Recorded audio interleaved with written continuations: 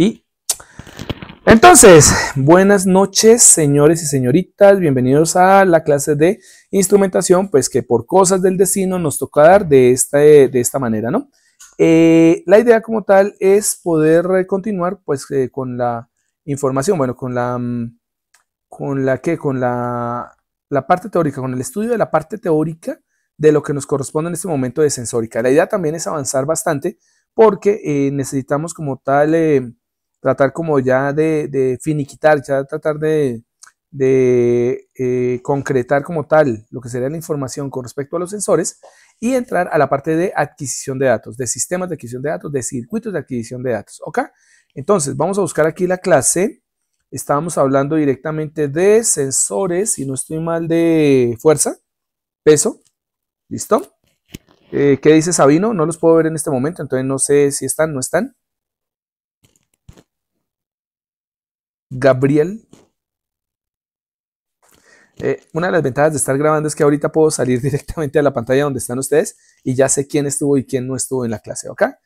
Entonces, permítame 5, ya encontré la charla, la acabo de encontrar acá y voy a compartir la imagen, a ver. Vamos a compartir toda la pantalla, toda la pantalla. ¿Quién quedaría? No sé. Sofía Ramírez Carreño. Sí, señor.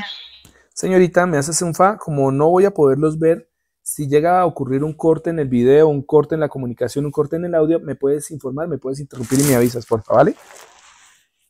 Bueno, sí, señor. Ok, gracias. Ok, es que de por sí la primera que aparece en la lista es Sofía. Listo, creo que ustedes alcanzan a ver al fondo. Ok, listo. Listo, mostrar mi pantalla de todos modos. A ver, se va a generar el efecto espejo. Quitemos esto y ponemos a este compadre. Ok. Sofía, porfa, ¿estás viendo mi presentación? Sí, señor. Listo. Bueno, recuerden muy bien que estábamos viendo la parte de galgas extensiométricas y lo que vemos en una galga extensiométrica es simplemente un conductor o un semiconductor al cual se le va a aplicar una fuerza externa. Esa fuerza externa va a deformar parte de ese sensor, llámese que sea conductor, llámese que sea semiconductor, y esa deformación como tal lo que nos va a dar, ¿qué es? Es un cambio resistivo. Recuerden muy bien eso, ¿no? El sistema funciona con base en el principio, piezoeléctrico. ¿Estamos? Si le llega a aparecer una pregunta donde dice, no, es que una galga funciona con el principio, por ejemplo, no sé, fotoeléctrico. No, obviamente que eso no tiene ni sentido, ¿ok? O uno mejor todavía, no funciona con el efecto piezoeléctrico, sino funciona con el efecto piezoresitivo. ¿Cuál de las dos escogerían? A ver, ¿piezoeléctrico o piezoresitivo? No, espere. Estamos hablando de que una galga es un resistor, porque él se va a conectar a un puente de Wheatstone como el que ustedes están viendo ahí, y el puente de Wheatstone es un puente de resistencias. Por lo tanto, no puede ser piezoeléctrico, porque no es capaz de generar su propia energía, sino que es un resistor, por lo tanto, es piezo-resistivo. Entonces, el cambio como tal, volumétrico, el cambio superficial, el cambio dimensional como tal del elemento, del material del que está conformado la galga, nos va a dar por defecto que cuando nosotros apliquemos una corriente eléctrica que pase a través del sensor que en ese momento está siendo deformado, entonces la corriente cambia en función a un cambio de resistencia, ¿vale? Y eso es detectable directamente desde puentes o desde divisores de tensión. El caso más práctico es colocar directamente 1, 2 o 4 galgas sobre el puente de Wheatstone. Para el caso de la presentación que ya habíamos visto esta diapositiva, pues habíamos dicho que en este caso tenemos solamente una galga extensiométrica conectada en una de las ramas del puente de Wheatstone, pero nosotros podemos tener 2 o 4 dependiendo de la forma de deformación o la manera en que queremos medir la deformación. ¿Ok? Bien. Habíamos hablado un poquito de la celda de carga. Habíamos dicho que la celda de carga es simplemente una adaptación de un bloque de metal que va a actuar directamente como transductor de fuerza de formación y galgas pegadas alrededor de dicho bloquecito. ¿Ok? Hay un video que les voy a subir, o les voy a subir más que todo, más que el video, les voy a subir el enlace para que por favor lo visiten, porque aparte de eso, parte de las preguntas del siguiente examen vienen de ese video. Y ese video se centra en la forma en que se trabaja y se calcula directamente, ¿cierto? Una celda de carga en función a el peso o la fuerza que nosotros queramos medir en ese momento. Es bien importante porque ahí aparece la forma en que se calcula y realmente los cálculos son extremadamente simples, ¿ok? Pero pues puede salir cualquier tipo de pregunta, como por ejemplo, es que el señor Scott dijo en algún momento, no sé en qué parte del video, dijo que la resistencia se podía cambiar específicamente aplicando una fórmula. ¿Cuál fórmula fue esa? Cosas como esas se pueden llegar a preguntar. Pero me gusta el video y sobre todo lo obligo a ver, aparte de que es para obviamente sacar parte ¿de qué? O sea, obligarlos a ver significa, saco parte de la información del video para preguntarle en el parcial, ¿por qué? Porque es que realmente el video es muy importante, el video es demasiado diciente, es demasiado práctico y ya los puede guiar a ustedes en los principios del cálculo de celdas de carga. Aparte que les permite pues evidenciar que realmente funciona, ¿no? Porque a veces el problema de la celda de carga está en el hecho de que si yo no la conecto, yo no la ensamblo, no la pongo directamente sobre una estructura que tenga las características ideales para que el transductor metálico se deforme, esa bendita celda no les va a funcionar para nada. O es posible que les empiece a entregar cambios de resistencia, pero que cuando ustedes hacen esa medida, pasó alguien en una moto acá, bien, pero que cuando ustedes hagan la medida, les dé una medida errónea. Entonces van a ver unos puntos de fijación de los tornillos sobre un soporte que debe ser totalmente horizontal, debe tener una posición específica o un punto específico donde se debe aplicar la fuerza, porque si se aplica en otro lugar o de otra forma, en otra dirección, entonces es posible que la celda o no lea o simplemente les dé un valor de resistencia erróneo y por ende les va a dar un voltaje erróneo si hacen un divisor de tensión o un puente de Wheatstone, ¿no? Entonces, bien, miren lo que dice acá la teoría. La teoría nos dice, resumido, que para poder medir fuerzas de una manera más adecuada, más que fácil, más adecuada, ¿cierto? Utilizando las galgas extensiométricas, tenemos una solución y es que se tiene que plantear la solución.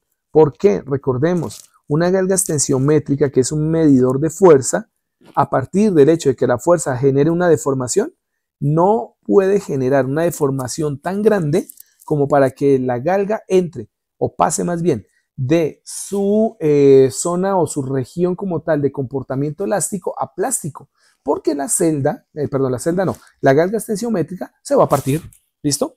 Y entonces les decía a ustedes pueden agarrar una galga extensiométrica y ustedes simplemente la flexionan un poquito y la partieron.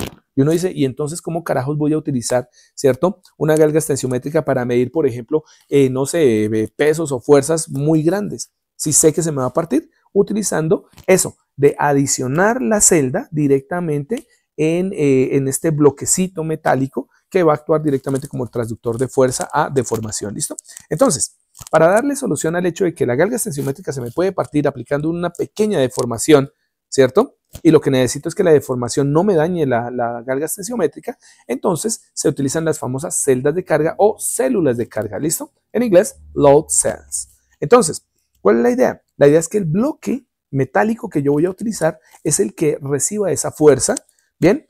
Y como es metal, la deformación de un metal es minúscula, es mínima, es muy pequeña, es del orden mili o micrométrico, que es suficiente para que cuando nosotros peguemos la galga directamente sobre esa placa metálica, sobre ese bloque metálico, las pequeñas deformaciones que ha sufrido el metal se transfieran directamente hacia la galga extensiométrica y la galga extensiométrica no se va a partir. Por eso es que una celda de carga se va a cumplir también en función a valores máximos que puede soportar la celda.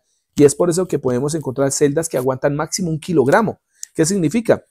No es que se va a partir directamente el bloque de metal. El bloque de metal se puede doblar, ¿bien? Pero si ustedes pasan por encima de ese kilogramo, ¿sí? Y están muy cercanos al kilogramo, pero por encima, lo que va a pasar es que va a empezar a trabajar de una manera no lineal.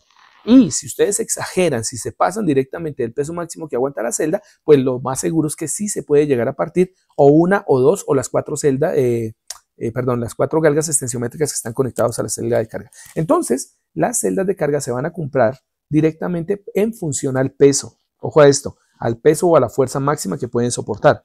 Mientras que las galgas extensiométricas se compran en función a ese factor de galga G que habíamos visto anteriormente, ¿ok? Eso es lo que va a diferenciar a una galga extensiométrica de una celda de carga que es pues, específicamente una barra de metal con galgas extensiométricas adicionadas a ella, ¿no?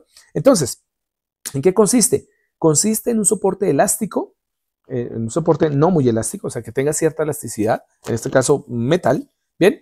En donde se van a adicionar las famosas galgas extensiométricas. Se puede adicionar una, pero eso no tendría sentido porque estaríamos midiendo la deformación en una dimensión. En cambio, si nosotros ponemos como mínimo dos galgas ubicadas a 90 grados, que ya les había explicado el martes qué significaba ubicarlas a 90 grados, es que si yo aplico y tengo deformación en un sentido, la deformación positiva en un sentido se va a determinar también o se va a detectar con la otra galga como una deformación negativa. Entonces, si un metal se estira en un sentido, por otro sentido se encoge.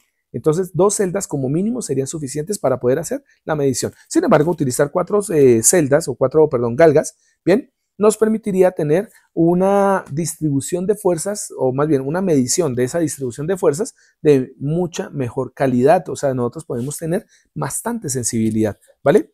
Entonces, teniendo en cuenta eso, ¿qué es lo que es importante en una celda de carga? Lo más importante en una celda de carga, y de por sí es una de las características con las que se debe comprar una celda de carga, es la señal que nos sale, la señal de salida referida a la fuente de alimentación que se le ha conectado a la celda de carga. ¿Listo? Entonces, ¿qué significa? Es que una celda de carga, como realmente es que es un circuito meramente resistivo, es un puente de Wheatstone, pues realmente ustedes podrían polarizarlo a 2 voltios, 3 voltios, 4 voltios, 5 voltios, 6 voltios, etcétera. Todo depende de las características de la celda. Entonces, si ustedes van a tener directamente que comprar una celda de carga, aparte del peso máximo, de la fuerza máxima que pueden soportar, también deben tener en cuenta la salida con respecto a la fuente de alimentación que se esté conectando en ese momento. ¿Cómo se expresa? ¿Cuáles son las unidades? Como es la salida en voltaje versus el voltaje aplicado, como la salida como tal va a cambiar, es en el orden de deformaciones muy pequeñas, pues la señal de salida va a estar en el orden de los milivoltios, mientras que la señal de entrada pues va a ser una fuente en el orden de los voltios. Por lo tanto, como la función de transferencia es salida sobre entrada, pues vamos a tener que las unidades de la celda de carga, la salida referida a la fuente de alimentación, al voltaje de alimentación, se va a expresar en milivoltios sobre voltio. Y así va a aparecer directamente sobre la hoja técnica de datos de la celda, ¿no? ¿Me escuchan bien? Estoy utilizando un micrófono inalámbrico. Sí, señor, sí, se escucha bien. Sí, ok, vale. Listo, estoy tratando de no gritar porque estaba gritando ahorita con el otro grupo. Listo. Entonces, la idea básica de esto es que, ¿qué es este milivoltio sobre voltio? Miren que aparte de que es una función de transferencia, si yo tengo voltaje sobre voltaje, estoy hablando de una unidad adimensional.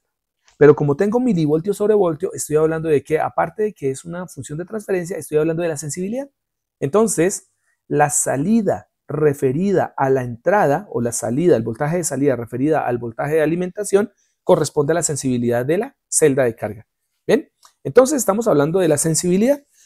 Por lo tanto, determina o hace una relación entre el voltaje de salida diferencial, ¿cierto?, con respecto a la carga que nos produce el fondo de escala por cada voltio de la fuente de alimentación. ¿Qué indica eso? Es la relación de qué tanto se desbalancea el voltaje en el puente de Wheatstone, que conforma directamente las 4 galgas extensiométricas, ¿cierto?, con respecto a la carga, es decir, con respecto a la fuerza o el peso que obligó a generar ese desbalance en el puente de Wheatstone. ¿Ok? Por lo tanto, es un factor de sensibilidad. Bien, si utilizamos esta información que tenemos acá, pues se calcula la sensibilidad de una manera directa en función al voltaje de salida de la forma en que aparece en la parte inferior. La sensibilidad de la celda de carga va a ser igual a la salida de señal, o sea, estamos hablando el voltaje de salida que tiene el puente de Wheatstone, multiplicado por el voltaje de excitación, o sea, el voltaje de polarización, y dividido entre la carga a full scale, o sea, la carga máxima que es capaz de soportar nuestra celda de carga. Y miren que la sensibilidad ya tiene una relación voltios versus newton, o voltios versus kilogramo metro, o voltio versus algún nivel de fuerza, como puede ser, por ejemplo, dinas, etcétera, etcétera. ¿Ok? Bien, ¿qué vemos a la derecha? Pues ya recordemos que les estaba explicando lo que es el circuito integrado dedicado para las celdas de carga HX711, que no solo funciona para una celda de carga, sino él es capaz de poder adaptar hasta 2 celdas de carga. ¿Y por qué uno tendría 2 celdas de carga? Bueno, porque si ustedes van a medir bastante peso o una fuerza muy grande, pues sería bastante recomendable poder observar esa fuerza desde varias dimensiones, por ejemplo, desde 2 dimensiones. Entonces, entre comillas, el efecto de haber colocado, por ejemplo, a 90 grados 12 galgas extensiométricas para formar una celda de carga, no evita el hecho que nosotros podamos conectar 2 celdas de carga, por ejemplo, a 90 grados para poder determinar fuerzas perpendiculares entre sí, ¿cierto? O fuerzas como tal en donde las deformaciones obliguen a un cambio dimensional en 2 dimensiones. ¿Listo? O sea, que mientras una parte de la celda está detectando, por ejemplo, el estiramiento o la tensión, la otra parte está, por ejemplo, midiendo una compresión, ¿vale? Por ende, estas tarjeticas siempre vienen con dos entradas. ¿A qué corresponde directamente las entradas? Las entradas se van a llamar A y B. Entonces, observen la tarjeta que tenemos ahí en la parte de abajo. El circuito integrado HX 711 es ese U7 que aparece allí, ¿vale? Tenemos una serie de capacitores y una serie de resistores que simplemente lo que van a hacer es ajustar como tal el circuito integrado, ajustar el circuito para que el circuito integrado entre en funcionamiento, para que esté correctamente polarizado y pueda entregar las señales de manera adecuada, ¿no? Entonces, observen como la parte izquierda en J1, que correspondería al jumper 1, ¿listo? Nosotros tenemos A menos, A más, B menos, B más, que correspondería directamente a la salida de dos celdas de carga. Entonces, perdón, es que estaba dando por aquí unas indicaciones. Y E más y E menos, ¿a qué corresponden? Corresponden directamente a el terminal positivo y el terminal negativo de la fuente de alimentación. Y en el jumper 2, JP2, que está al lado derecho, tenemos cuatro elementos. El GND, el ground, que correspondería a la tierra, ¿cierto? El BCC, que está en la parte inferior, pues que correspondería al voltaje de polarización, ¿bien? Y DT y SK, SCK. Entonces, ¿qué es DT? Pues data, ¿cierto? La transmisión de datos. Y SCK, que correspondería a signal clock, ¿no? Que correspondería directamente a una señal de reloj. ¿Qué tenemos en el jumper 2? Una típica comunicación serial, ¿sí? Que específicamente podría llegar a ser WART, podría llegar a ser USB, pero realmente es una comunicación de tipo serial WART. Bien, eso le permite comunicarse al HX711 de manera directa con un microprocesador o un microcontrolador. ¿Listo? Lo que ustedes observan en la mitad donde dice Internal Temperature Compensation, ¿listo? Hace relación a que hay un pequeño problema de todas maneras que siempre se presenta en el puente de Wheatstone, de una manera general. ¿Y cuál es el problema del puente de Wheatstone? Que el puente de Wheatstone tiene 4 ramas resistivas, que cuando yo polarice el puente de Wheatstone va a cruzar una corriente por esas 4 ramas, o un conjunto de corrientes por esas 4 ramas. Y si una corriente pasa a través de una resistencia, pues nosotros tenemos liberación de calor, liberación de potencia en forma de calor. Recordemos, la potencia en una resistencia, la potencia liberada en una resistencia es igual a la corriente que fluye a través de la resistencia al cuadrado multiplicado por la resistencia I cuadrado por R. Entonces, ¿qué significa? Cualquier puente de Wheatstone, como sus ramas son resistores, al pasar una corriente a través de esas ramas, voy a tener un calentamiento. ¿Y qué pasa si un resistor se calienta? Pues específicamente que como el calentamiento no es homogéneo, es decir, las 4 resistencias, para este caso, las 4 galgas que están conectados en el puente de Wheatstone, pues se van a calentar de maneras distintas. Y es posible que se nos desbalancee el puente antes de que el puente empiece a funcionar. Y todo por efecto térmico, porque las resistencias desbalancean su valor óhmico, su valor resistivo, debido a la temperatura que no es totalmente homogénea. Por eso se crea una compensación que se conoce como compensación en temperatura. ¿Y qué es lo que se hace? Se ponen resistores de compensación, que generalmente son resistores que son sensibles a la temperatura. Eso significa que realmente una celda de carga no solamente tiene las 4 o las 12 galgas extensiométricas, sino que adicional a eso podría llegar a necesitar resistores térmicos o sensores de resistencia térmica, como es el caso de termistores. Entonces, a veces la compensación de un puente de Wheatstone se da con la añadidura, con agregar directamente sobre el puente resistencias de compensación o termistores, que es lo que ustedes pueden observar donde dice Internal Bridge Balance, que está al lado izquierdo, ¿cierto? Y lo que serían los Temperature Compensation Resistor, que se ubican en la parte de abajo.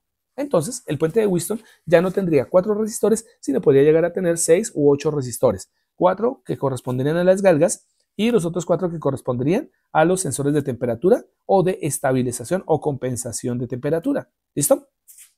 Me quiero salir un momentico de allí y me quiero meter aquí en internet. ¿Listo? Específicamente para mirar una celda de carga. Celda, a ver, celda de carga. ¿Listo? Y miremos las celdas de carga. Vamos aquí de pronto aquí por una imagen. A ver si podemos observarlas. Sofía, ¿están viendo en este momento la pantalla con las imágenes de celdas de carga? Sí, señor. Ok. Mire, esta sí está bonita. Esta que está acá está mejor. Bueno, este es un tutorial de qué son las celdas de carga y cómo funcionan. Está interesante, pero me interesa es la grafiquita que anda, por ejemplo, por acá. Mire, Bueno, lo interesante, por ejemplo, mire esta celda de carga. Es una celda de carga de alto peso, se nota porque estaba encerrada en un cilindro. Viene aquí con su sonda de conexión que es totalmente amortiguada en la parte exterior. Si ustedes observan, como tal es un cable que está forrado prácticamente en una malla metálica. Eso permite pues que tengamos como tal inmunidad al ruido. Bien, y la idea básica es que ustedes pueden observar, por ejemplo, acá mírenlo, el efecto de una celda de carga. Si ven, aquí está pasando un camión o está ubicado un camión sobre una plataforma y la plataforma como tal transfiere toda su energía directa, o más que su energía, transfiere toda la fuerza directamente al módulo celda de carga que aparece acá.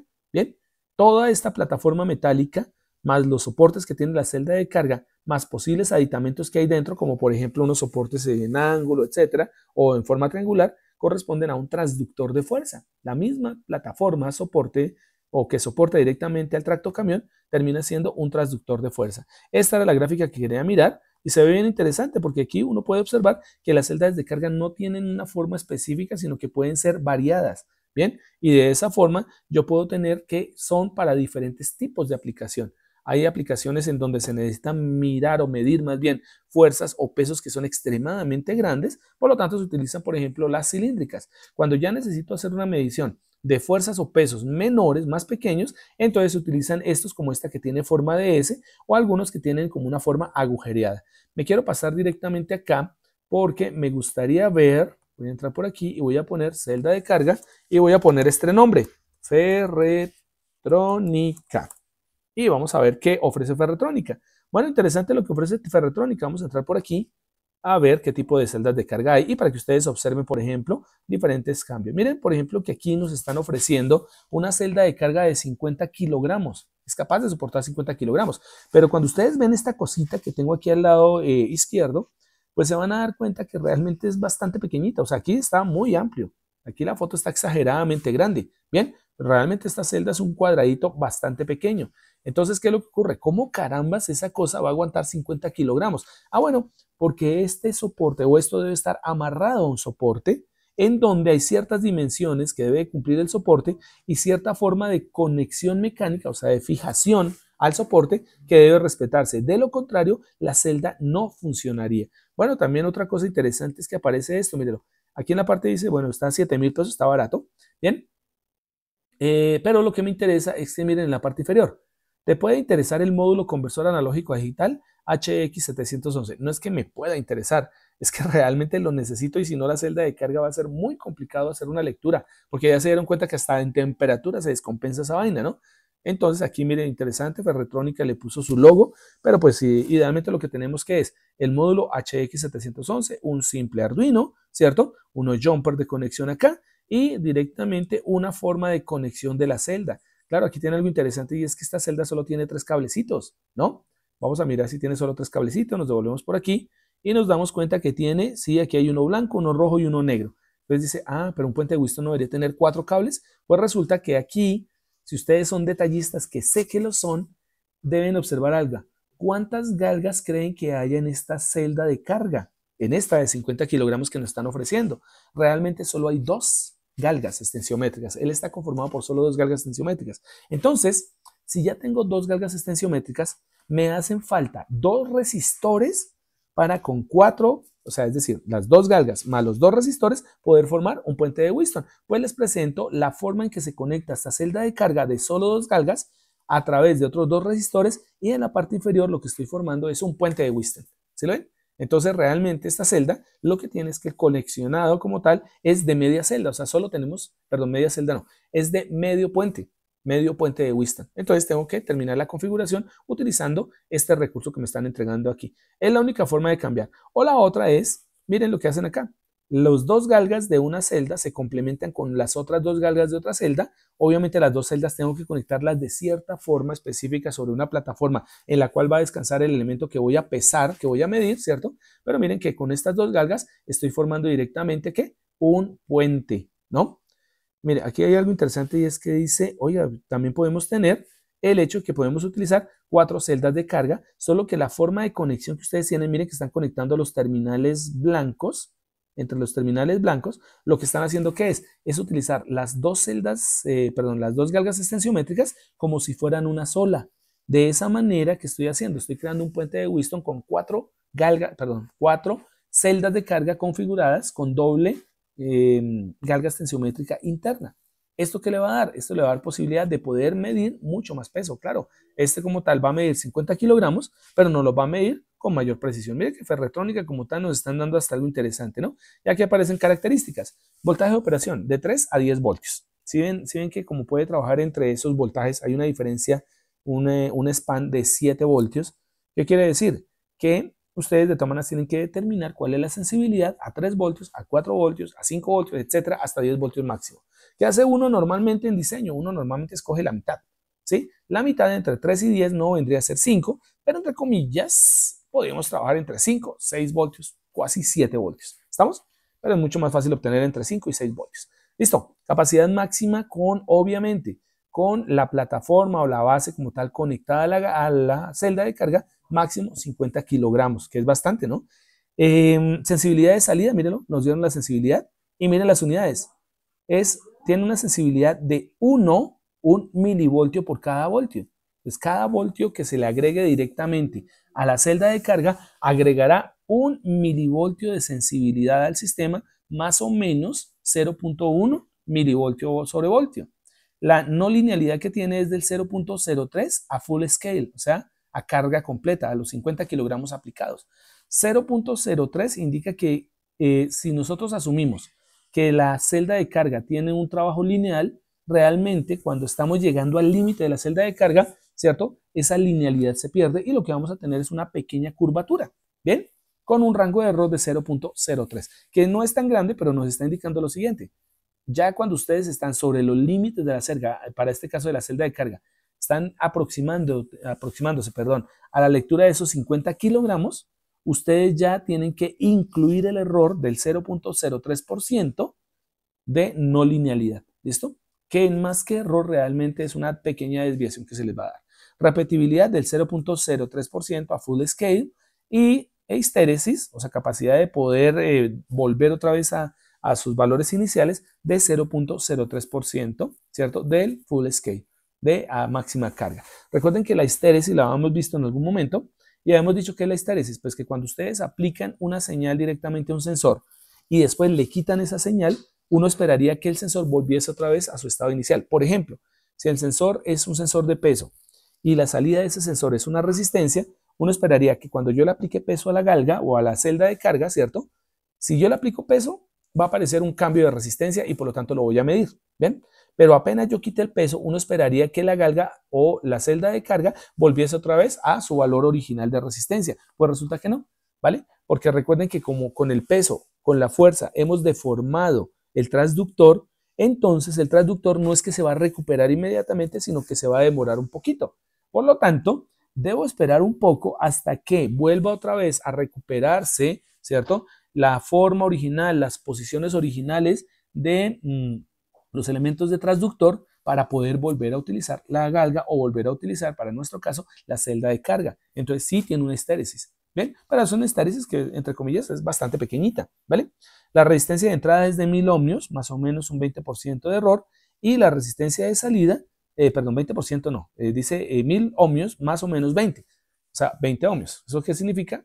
Mi valor nominal de entrada, resistencia de entrada, 1000 ohmios, o puede ser máximo 1020 o mínimo 980, ¿no? Lo mismo pasa con la resistencia de salida. Y por último, la temperatura de funcionamiento no debe superar por debajo los 0 Celsius ni por encima de los 50. Y ahí está interesante porque esta es una celda de carga bastante importante, solo que si mide 50 kilogramos quiere decir que no le van a poder poner 1 gramo o 2 gramitos o 10 gramitos o 100 gramos o 500 gramos porque es posible que no sea suficiente peso para lograr una deformación en esta celda que pueda lograr o pueda generarnos como tal un voltaje de salida diferencial notorio. Entonces ya estamos hablando del orden de que esta celda, para poderla probar, tenemos que tener elementos que estén en el orden de los kilogramos. ¿Listo? Y estamos hablando que posiblemente pueda ser más de 2, más de 5 kilogramos para que empiece a dar una lectura. Pero entonces, si empezamos a buscar, vamos a ver celdas de carga, a ver si de pronto hay algo parecido. Entonces aquí dice que está módulo de carga, módulo, celda de carga. Aquí hay una de 5 kilos, vamos a ver qué ofrecen. Vale, este vale más, vale el doble, 14.000. Ajá, y es una celda de carga de solo 5 kilogramos. Entonces, esta sí ya puede medir valores más pequeños de peso y masa y por ende ya nos queda mucho más fácil. Miren, y sin necesidad de bajar más, observen que este no tiene solo 3 cables, sino tiene ¿cuántos? 1, 2, 3 y 4, que son los 4 cables que debería llevar, ¿qué? Debería llevar un puente de Whiston. ¿Listo? Y si observan un poquito más, se van a dar cuenta que aquí en la parte lateral donde están los cables, el rojo, blanco, negro, verde, se van a dar cuenta que hay una especie de pasta blanca. Pues esa pasta blanca está tapando, ¿cierto? Está protegiendo directamente a las galgas extensiométricas. ¿Ok? La idea básica es no quitarla, ¿no? Bueno, y también le da rigidez también para evitar que estos cables se partan y se levanten o termine, como dice uno vulgarmente, desgochándose, ¿cierto? El punto de conexión entre la galga extensiométrica y los cables de salida, ¿no? Eso le da bastante rigidez estructural. Bueno, este tiene unas características bien interesantes, trabaja de 3 a 12 voltios, puede medir máximo hasta 5 kilos, el voltaje, la salida de voltaje nominal que habíamos dicho es de 1 milivoltio por voltio de la fuente. La repetibilidad es parecida a la anterior, 0.03. La temperatura o el efecto que da la temperatura es de 0.01%, ¿cierto? De full carga o de full scale, es decir, a máxima carga por cada Celsius. Eso quiere decir que es un poco sensible a la temperatura, ¿vale? El cero como tal se logra a más o menos 0.1 milivoltios sobre voltio. Eso significa que normalmente tenemos que hacer una pequeña corrección, pero no hay necesidad de hacer una corrección para lograr el 0,0. O sea, que el 0 sea 0 exacto y no 1 milivoltio por encima o por debajo. ¿Cómo se logra eso? Pues fácil, lo hace un circuito que lo que hace es compensar directamente esa pequeña desviación del 0. ¿Ven? ¿Y qué circuito lo hace? Pues no hay necesidad de hacer un circuito raro, sino simplemente adaptar nuestra celda de carga a un módulo HX711 que ya como tal tiene directamente esa posibilidad de hacer un ajuste automático, un ajuste como tal de las pequeñas desviaciones de mi celda. No, y en la parte superior en azul dice, ¿te puede interesar el módulo conversor analógico a digital HX711? No es que me interese, es que lo necesito, ¿cierto? Shut up and take my money. Algo así dice por ahí el meme. ¿Ok? Bueno, ahí están los 4. Bien, ahí está señal más, es la verde, el blanco es señal menos, o sea, esta sería más A menos A. Tendríamos la fuente, que sería el cable negro, y el rojo, que sería la alimentación de 3 a 12 voltios. Y la forma física como tal, pues digamos que es una forma clásica, mírenla. Aquí dice hacia dónde debe aplicarse directamente el peso, ¿sí lo ven? Hay una flecha que aparece acá, y en la parte superior alcanzan a observar unos agujeros que se alcanza a notar que son roscados. Eso significa que ahí son los puntos de sujeción de la galga. O sea, ahí es donde tiene que ir la plataforma o el soporte en donde la galga tiene que montarse. ¿Para qué? Para que la distribución de pesos sobre la plataforma se centre directamente sobre nuestra celda de carga. Entonces, una celda de carga así virgen, como la están viendo en este momento, no se utiliza. Tiene que utilizarse obligatoriamente algún tipo de elemento que pueda soportar, que pueda distribuir la carga sobre esta pedazo de barra, ¿no? Sobre esta barrita metálica. Bueno, y volviendo entonces a nuestro tema, venimos por acá y entramos a hablar de los sensores de presión. La presión es un tipo de fuerza, ¿no? O sea, bueno, técnicamente no es que sea un tipo de fuerza. Hablando desde el punto de vista de la ecuación que define la presión, sabemos que la presión es fuerza por unidad de área. Entonces, entre comillas, la presión sí tiene una relación directa con la fuerza y es que es una fuerza que se aplica superficialmente sobre una superficie. Sí, yo sé que es posible que nosotros tengamos, por ejemplo, un bloque tridimensional, pero si nosotros aplicamos una fuerza sobre una de las caras de dicho bloque, sobre esa cara, que es un área, que es una superficie, vamos a tener presión. Entonces, esto es importante definirlo. ¿Por qué? Porque la presión generalmente no es volumétrica, la presión como tal es de tipo superficial. ¿Ok? Bien, la presión se define como una fuerza aplicada de un fluido, que puede ser obviamente líquido, puede ser obviamente gaseoso, por unidad de superficie, como les decía ahorita, mediante la comparación con una referencia. Y ahí es donde hay un pero. ¿Y cuál es el pero? Que la presión, que los sensores de presión que vamos a ver a continuación, ¿cierto? Necesariamente requieren que ustedes hagan una comparación de la presión que están midiendo con una presión inicial o una presión de referencia. Entonces ahí es donde tenemos un problema. Entonces dice uno, a ver, eso quiere decir que si yo quiero utilizar un sensor de presión, me toca poner la presión que quiero medir del fluido, llámese líquido, llámese gas, y aparte de eso me toca buscar otra presión. No, no necesariamente. Bien, si ustedes necesitan hacer la medición de dos presiones diferentes, entonces pueden utilizar un sensor de presión que se conoce como sensor de presión diferencial. que nos permite mirar la diferencia de presión entre dos presiones, en donde una presión termina siendo la de referencia y la otra termina siendo la de medida. ¿Bien? O técnicamente las dos terminan siendo la de medida referencia, porque pues, no necesitamos referencia, porque hay dos presiones. Y entonces al tener dos presiones yo puedo hacer una comparación, es decir, una resta algebraica, una resta matemática entre dichas presiones. Esa es la ventaja de los módulos o de los sensores de presión diferencial. ¿Ok? Pero también, ¿qué pasa con aquellos en donde yo solamente puedo medir una presión? ¿Cuál es la presión de referencia? Pues la presión atmosférica puede ser una, ¿vale? Entonces vamos a tener sensores en donde hay un huequito, hay un punto donde ustedes van a ingresar el elemento al cual le van a medir la presión, ¿cierto? Y por el otro lado pueden tener un hueco que no está conectado absolutamente a nada, sino que lo que hace es permitir que entre aire a través de ese hueco al interior del sensor. Entonces, mientras por un hueco, nosotros por uno de esos conectores, por una de esas extensiones, nosotros tenemos la posibilidad de medir eso, ¿con respecto a qué lo vamos a medir? Con respecto a la presión atmosférica. Y por eso a esos sensores de presión se le llaman sensores de presión manométrica, que es la diferencia que existe entre las manométricas y las absolutas. Entonces miren lo que aparece acá. Existe la medida de presión absoluta, que se da con respecto al vacío perfecto, y la de presión manométrica, en donde se hace con respecto a la presión atmosférica. Y a este tipo de sensores de presión se les conoce como gauge pressure. Bien, para que repitan, repeat after me, gauge pressure. ¿Ok? Estamos volando en inglés. Listo. Entonces, ¿cuáles son los que más se utilizan? Pues los de presión absoluta rara vez se utilizan. ¿Por qué? Porque normalmente ellos necesitan tener una cámara al vacío, deben tener una especie como de contenedor interno en donde se le debe extraer el aire y con respecto a esa cámara interna se puede hacer la medida de presión a través de un orificio. ¿Bien? Pero los de presión manométrica son los que más se usan. ¿Por qué? Porque es que es mucho más fácil tener la presión del aire o de nuestro ambiente simplemente abriendo un huequito por uno de los extremos, dejando un huequito por uno de los extremos o por algún lado, ¿cierto? De una cámara que va a guardar directamente el aire del exterior y por ende va a tener la presión del gas exterior, del aire exterior, ¿ok? Todas las medidas de presión requieren dos entradas, o sea, requieren o dos entradas diferentes, las cuales serían entradas diferenciales, o requiere una, que es la que dijimos ahorita, que la llamamos de referencia, pero siempre se necesitan dos. O sea, que dense cuenta que un sensor tiene que estar comparando presiones.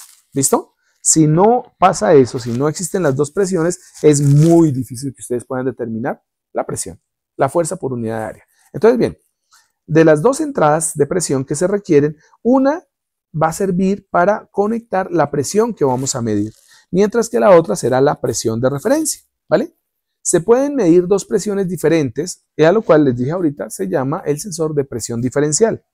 ¿Cuáles son las unidades? Las unidades son el pascal, PA, el milímetro de mercurio, milímetro, bueno, mmHg, el milímetro de agua, el bar, el PSI, en donde el PSI también puede verse de tres formas, PSI-A, PSI-G y PSI-D. PSI, recuerden que en inglés viene de pound square inch, que significa pulgada libra cuadrada. ¿Listo?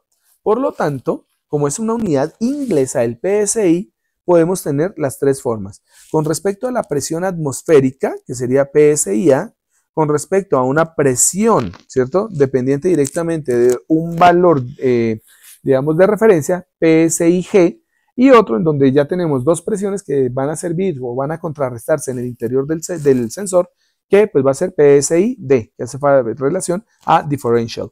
¿Ok? Bueno, no son las únicas unidades de medida, porque también está el Torricelli y hay otros elementos, pero digamos que los que más se utilizan son los que ustedes pueden observar y por ende siempre vamos a necesitar una tabla de conversiones, en donde la tabla de conversiones que ustedes ven ahí, pues es una de las más completas. Entonces podemos tener pascales, podemos tener en milibares, ¿cierto? Que pues un milibar corresponde directamente a la acción de un hectopascal, ¿bien? Podemos tener en kilopascales, sobre todo para unidades de medida un poco más grandes. Podemos tener en bares, en megapascales, en kilogramos centímetro cuadrado, en PSI, pound square inch, en milímetros de columna de mercurio H2O, en pulgadas de agua o de H2O, en centímetros de mercurio o en pulgadas de mercurio. Y eso se agrandaría si tuviésemos a Torricelli por ahí metido. ¿Ok? pero digamos que son las tablas. Entonces, ustedes ya saben utilizar una tabla de conversión, de tal manera que si ustedes quieren convertir una unidad a otra, lo que hacen es buscarla.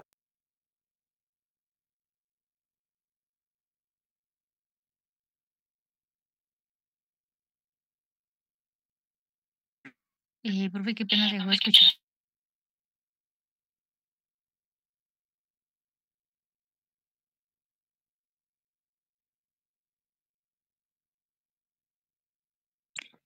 Profe, qué pena no se escucha. ¿Aló? ¿Ahí sí? Sí, ahora sí. Ah, perdón, es que se le acabó la batería a uno de los micrófonos, entonces tocó cargarlo. Chin. No, claro que este quedó más pobre. Listo, vamos a cargar entonces este. Listo, perfecto ahí. Yes, no, more or less. Sí, Yes, oh yeah, oh my gosh. Ok, listo. Entonces, si quisieran hacer la transformación, por ejemplo, de kilopascales directamente a bares, pues lo que hacen directamente es buscar la unidad que ya tienen en vertical, la buscan en aquí donde tiene unidad en la primera columna, y van a tener que multiplicarla por el valor que ustedes van a buscar en las otras columnas. Por ejemplo, un kilopascal, para convertirlo en bares, lo que tienen que hacer simplemente es tomar el kilopascal y multiplicarlo por 0.01. Entonces se van primero por la fila, ¿cierto? Del kilopascal, que es el que tengo, la unidad que tengo, y van a buscar directamente, se van aquí por toda la fila y van a buscar cuál es el factor de conversión que necesitan multiplicar para lograr que el kilopascal se convierta, por ejemplo, de kilopascales a pascales, se multiplica por 1000, que eso tiene sentido, ¿no? ¿Sí? Técnicamente, bueno, técnicamente el kilopascal son 1000 pascales, ¿no? Bien, entonces observen cómo nosotros manipulando la tabla podemos llegar a hacer una conversión de unidades, ¿no? Una de las cosas bien interesantes es que parece ser que casi la mayoría de unidades son más inglesas, están tirando más hacia el lado inglés que hacia el lado del sistema métrico decimal, ¿no? Para, entre comillas, la unidad fundamental sería el pascal para nuestro sistema métrico, ¿ok? Bueno, ¿qué es lo que se ve a la derecha? Bueno, a la derecha se ven dos tipos de sensores. Un sensor de presión manométrica, que es el que está arriba, que es el metálico, este que viene como con una tuerca, en donde este huequito que ustedes ven en la tuerca, pues ahí lo que se va a conectar es que se va a conectar un miple conectado a una manguera para que ahí entre. Este es un sensor como tal de neumático. Y lo que hacemos es la medición manométrica de la presión. Y el que se ubica abajo de color negro tiene estas dos boquillas que ustedes observan acá, que las estoy apuntando con el mouse, ¿ven? Con el cursor, y corresponde a un sensor de presión diferencial, en donde internamente lo que vamos a tener también es algún tipo de sistema de medición. Realmente, si ustedes ven el diferencial, le encuentran algo interesante, y es que qué casualidad que tiene 4 paticas, ¿vale? O sea que se parece a la celda de carga que vimos ahorita, que tiene 4 cables. ¿Eso qué significa? Si en una celda de carga 4 cables indica que hay por dentro un arreglo de galgas extensiométricas, que lo que van a formar directamente es un puente de Wheatstone, pues adivinen qué es lo que pasa acá, que nosotros vamos a tener algo muy parecido a una especie de puente, ¿listo? Que podría ser un puente de Wheatstone, dependiendo de si el sensor es de tipo resistivo, o podría ser un puente de orden capacitivo, como puede ser un puente de Shearing o puede ser un puente de Maxwell, pero más que todo siempre ha sido un puente de Shearing. Bueno, también puede ser un puente de Sauti, ¿no? Que es un puente de doble capacitor. Entonces, este sensor negro, que es diferencial, está conectado en puente. ¿Ven?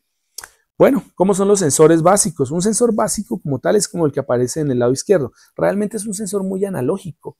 Si ustedes observan bien, se van a dar cuenta que tenemos algo, y es que es un tubo en forma de U, que es el que ustedes están viendo aquí a la izquierda, ¿vale? Pues espera que aquí tengo el puntero. Me perdí el puntero. ¿Dónde está el puntero? Puntero láser. Listo. Entonces, observen que lo que tenemos acá es un pequeño tubo en U. Realmente es un tubo extremadamente delgado, por eso normalmente a ese tubito se le llama tubo capilar. Es muy delgadito para evitar específicamente que el líquido que vamos a meter dentro de ese tubito, ¿cierto?, ocupe demasiado espacio. Y lo ideal es que si el líquido tiene que desplazarse por efectos de la temperatura o por efectos de la presión, lo haga directamente de una forma lineal sin que tienda a expandirse o a contraerse. Lo que necesito es que empiece a subir o a bajar. Entonces, tengo un tubo en U, en donde la idea básica es que este tubo en U va a tener un líquido en su interior, ¿vale? Y va a tener abierto estos dos huequitos de los extremos del tubo en U. La idea básica es que nosotros vamos a poner una escala graduada, que es esta regla que ustedes ven acá. Observen dónde está el cero, está como casi a la mitad del recorrido del tubo. ¿Cuál es la idea? Si yo dejo abiertos los dos extremos de los tubos, de este tubo, ¿qué va a ocurrir? Que por un lado y por el otro, por donde está la flecha amarilla y por donde está la flecha verde, va a entrar la misma presión. ¿Cuál es la presión? La presión atmosférica. Como la presión es exactamente igual en ambos lados, ¿cómo creen ustedes que se va a mover el líquido? Pues el líquido aquí por el lado derecho va a bajar y se va a desplazar ese líquido hacia el lado izquierdo hasta que los dos niveles del líquido se igualen. Pues da la casualidad que cuando la presión de entrada en ambos extremos del tubo es la misma, el líquido se va a estabilizar aquí sobre el cero, es decir, voy a tener el mismo nivel en este punto. ¿Bien? ¿Eso qué me indica ese cero? Pues fácil, que la diferencia de presión entre los dos extremos del tubo es cero. ¿Listo? Pero no es sino que en uno de los extremos, la presión aumente, como sería el caso del amarillo que estamos viendo. Si la presión aumenta en un extremo del tubo, lo que va a pasar es que esa presión va a empujar el líquido y el líquido va a descender por este tramo del tubo. Y lo que descienda, lo que se desaloje como tal de la izquierda de este tubo, pues obviamente se va a transportar a la derecha del tubo. ¿Y qué es lo que tengo que hacer? Pues fácil. ¿Cómo sé cuál es la presión, la diferencia de presión que hay entre la entrada amarilla y la entrada verde? Simplemente tengo que mirar cuál es la altura que existe entre el nivel más bajo y el nivel más alto. ¿Listo? Del líquido. ¿Bien? Por eso a esto se le llama sensor de presión de tubo capilar o simplemente se le llama directamente el manómetro o más bien medidor de presión diferencial. ¿Listo?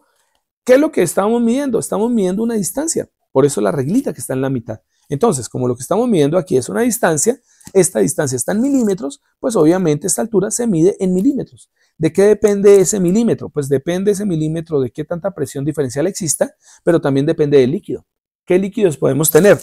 Y pues realmente los dos líquidos que se utilizan por defecto son agua o se puede utilizar mercurio. El mercurio, pues saben ustedes que él es dilatable también, o sea, el mercurio se dilata en función a la elevación de temperatura. Entonces, el mercurio se utiliza cuando el efecto térmico es estable y el agua se utiliza cuando nosotros tenemos cambios térmicos bruscos que pueden obligar a que de pronto cambie como tal esa columna. Entonces, la columna de agua, la diferencia de alturas en la columna de agua en uno de los extremos del tubo, que se mide en milímetros, pues va a ser la unidad en milímetros de desalojo de movimiento de agua en el tubo, ¿cierto? Si es agua, o de mercurio, si es mercurio. Entonces, a eso se le conoce como la unidad del milímetro de agua o la unidad del milímetro de mercurio. ¿Ok? Que es uno de los primeros manómetros que existieron. Ah, miren, aquí está la fotografía de un manómetro, ¿cierto? De tipo capilar, de tubo, ¿ven? De tubo capilar, ¿ok? Y pueden observar el líquido, la diferencia que hay entre los niveles de los niveles como tal de los dos extremos del tubo, ¿no? De las dos barritas o de las dos columnas del tubo. Bueno, en un manómetro de columna, ¿a qué es igual el delta de presión? Porque miremos que aquí está, es en función de unos milímetros, de una escala, etcétera. Bueno, sí, eso es una forma de darlos, ¿bien? Pero si estamos hablando directamente de cuánto vale la diferencia de presión en un sensor de tipo manométrico de columna de líquido, pues el delta de P, es decir, la diferencia de presión delta de P, termina siendo igual a la diferencia de presiones. ¿De cuáles presiones? De la presión P de medida, P minúscula de medida, menos la presión de referencia en el otro extremo del tubo. ¿Ven? ¿Y esto qué termina siendo? Igual, termina siendo igual a la densidad multiplicado por la gravedad multiplicado por el valor de la diferencia de altura. Entonces, observen cómo la presión que se puede dar en PSI, en bares, etcétera, se puede obtener a partir de que ustedes sepan cuál es la densidad del líquido que está dentro del tubo, ρ, cuál es la gravedad, que la conocen, porque eso define de todas maneras el movimiento de agua por su peso, y cuál es la altura, y la altura se mide en esta escalita. Entonces puedo llevar fácilmente la altura del líquido de la columna directamente a una presión referida con respecto a una presión referida con respecto, es una redundancia. Entonces, a una presión referida a un valor específico ¿de qué?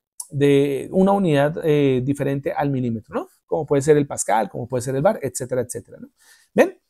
A eso se le llama, bueno, ese ρ por G por H lo van a ver en modelado, o los que ya vieron modelado deben acordarse que esa presión se conoce como presión hidrostática. ¿Listo? Por lo tanto, ρ por G por H es la presión hidrostática por defecto. ¿Listo? Un sensor de presión requiere algo interesante y es lo primero. El sensor como tal de presión debe utilizar algún tipo de transductor que permita este transductor recibir esa fuerza por unidad de aire, es decir, tiene que recibir el transductor la presión y esa presión debe deformar, miren que estamos hablando de algo parecido a la celda de carga, ¿listo? Debo buscar una lámina, debo buscar algún tipo de material que pueda o que tenga la capacidad de recibir la presión y que esa presión se transfiera directamente a un sensor de deformación. ¿Y qué sensor de deformación vimos ahorita? La galga extensiométrica. Entonces, por eso es que ahorita el sensor diferencial que vimos ahorita, ese sensor como tal tiene 4 paticas porque lo más seguro es que tiene un tipo de puente internamente. Puede ser que sean galgas extensiométricas o pueden ser de pronto sensores capacitivos, depende de la tecnología. Pero siempre vamos a necesitar un soporte para pegar un medidor de deformación o un medidor de desplazamiento, cualquiera de los dos. Entonces miren que para formar sensores de presión tengo las dos medidas. Entonces voy a adicionar un elemento elástico, un elemento que tenga la capacidad de deformarse sin romperse. ¿Qué hago con ese elemento elástico? Yo puedo tener dos tipos de elementos elásticos. Para el caso de arriba, el tubo de Bourdon y para el caso de abajo, un diafragma. ¿Qué es un diafragma? Un diafragma es una laminita que tiene la capacidad de poderse doblar fácilmente sin romperse. ¿Y qué es un tubo de Bourdon? Un tubo de Bourdon termina siendo directamente un tubo hueco, es un tubo de metal o un tubo de algún tipo de material semirrígido, ¿bien? Que tiene un hueco en donde en el interior del hueco nosotros podemos o bien sea tener por ejemplo, un gas o podemos tener directamente un fluido, pero la idea básica es que el fluido que está dentro del tubo de Bourdon, si se le aplica una presión exagerada, una presión alta a ese líquido, entonces tiene la capacidad de deformar al tubo, ¿bien? Pero para que se note más esa deformación, un tubo de Bourdon es mejor que no esté totalmente lineal, sino que tenga una curvatura. De tal manera que si nosotros vamos a tener una curvatura, cuando se aplica presión, entonces la presión logra desdoblar el tubo de Bourdon. Quiero que miren este efecto porque es que este efecto es muy conocido, porque es un efecto que de pronto ustedes no lo entienden aquí inmediatamente, pero yo puedo verlo acá. Vamos a ver si se llama así. A ver, miremos, está por acá. Y miremos este efecto. Tras publicar mi tienda con Hostinger, mi negocio Bueno, creció qué de pena la con noche ustedes, a la pero fue el mañana. primero que se me atravesó. No tenía ni idea que me iba a salir, así que...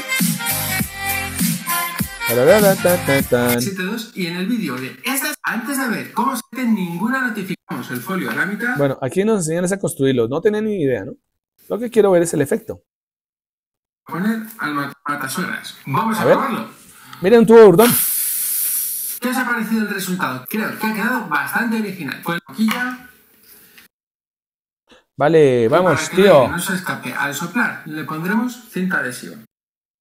Bueno, nos salió el que no queríamos. Lo que quería era este pedacito. Este. Listo nuestro matasuegras. Vamos a probarlo. ¿Qué os ha parecido el resultado?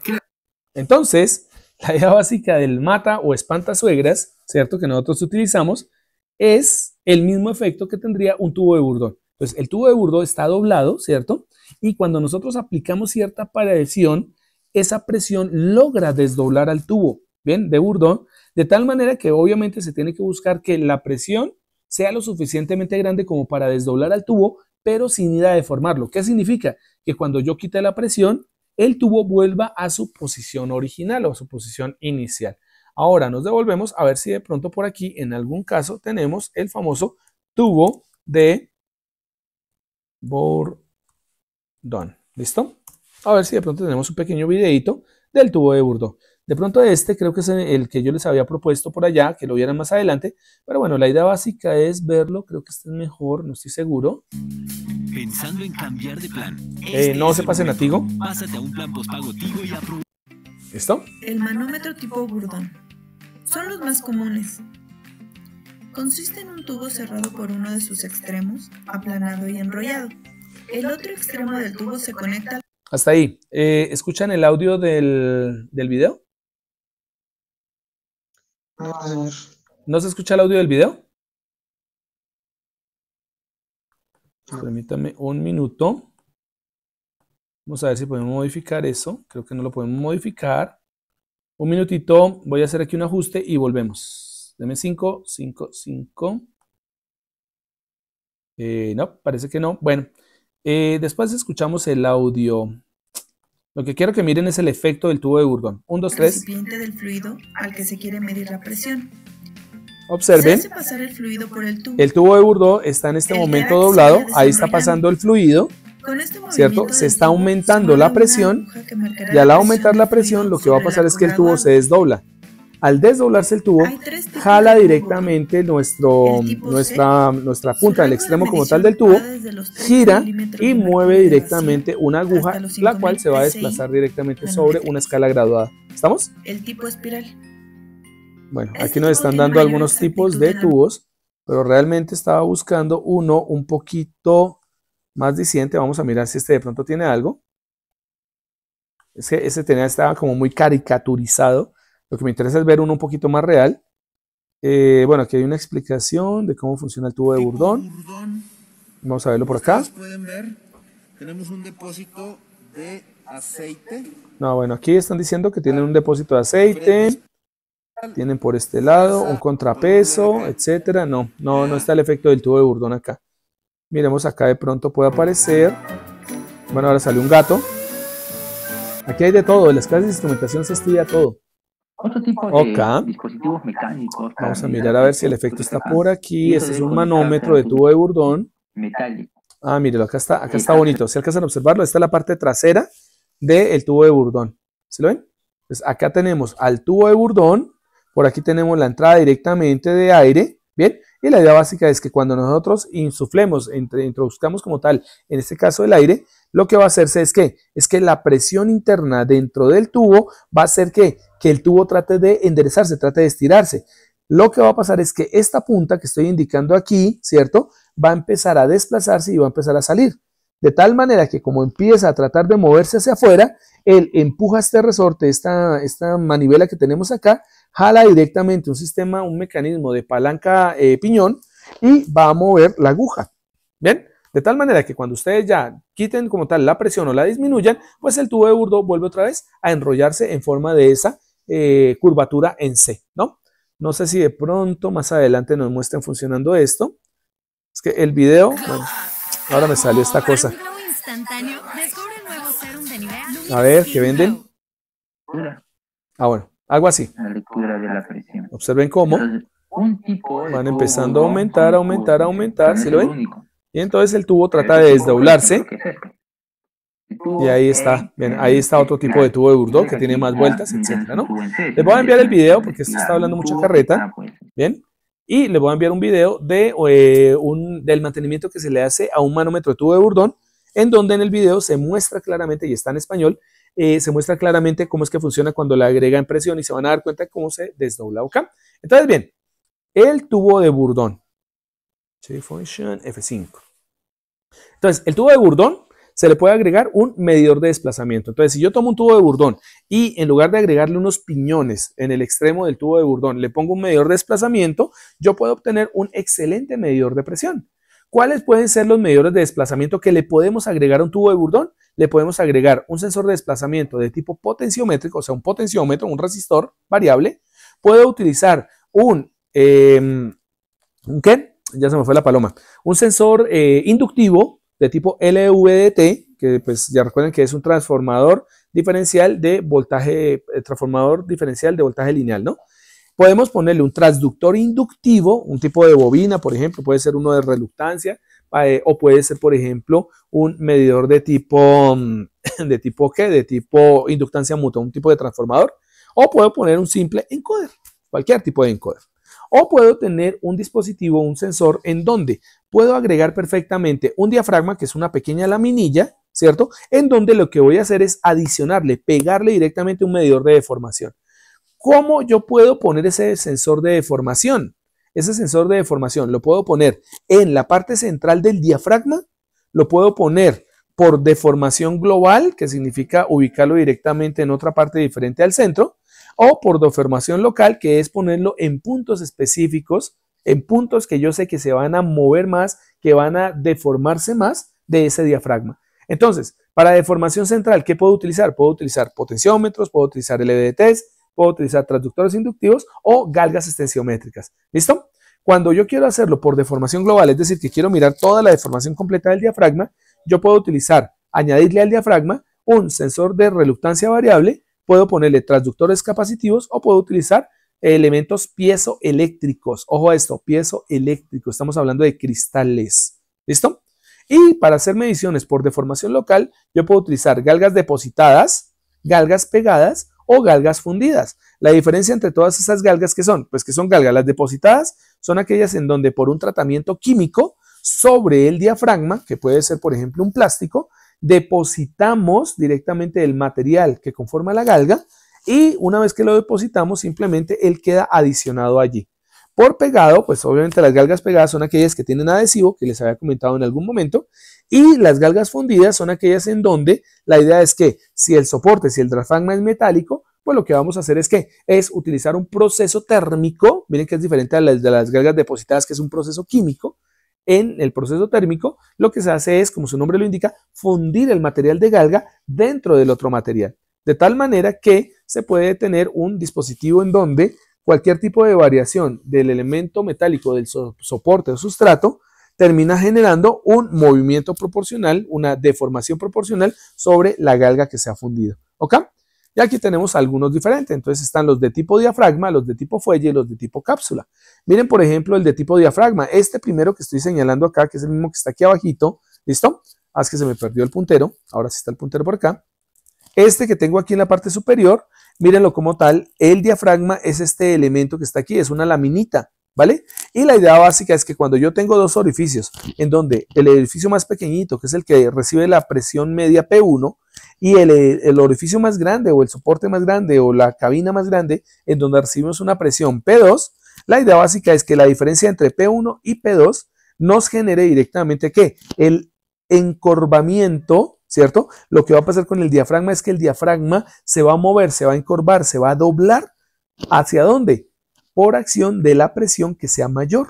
Entonces, si yo a este soporte que tiene la capacidad de doblarse, una laminita que se puede doblar por efecto de la presión, le pego una galga, pues en el momento en que la lámina se doble por efecto de la diferencia de presión, la galga se deforma y la deformación de dicha galga va a ser proporcional a la diferencia de las presiones entre P1 y P2. Miren, observen en la parte de abajo donde aparece, mire, aquí tengo una entrada de presión, entra a través de este canal, recibe directamente en esta cámara superior, aquí hay un diafragma que separa la cámara superior de la cámara inferior. La cámara superior que tiene, pues obviamente va a recibir la presión del fluido desde arriba y la cámara inferior está sellada, por lo tanto, aquí hay algún tipo de gas o algún tipo de fluido, de aceite, en donde va a tener una presión interna. Mírenlo, este sensor que estoy indicando es un sensor de tipo absoluto.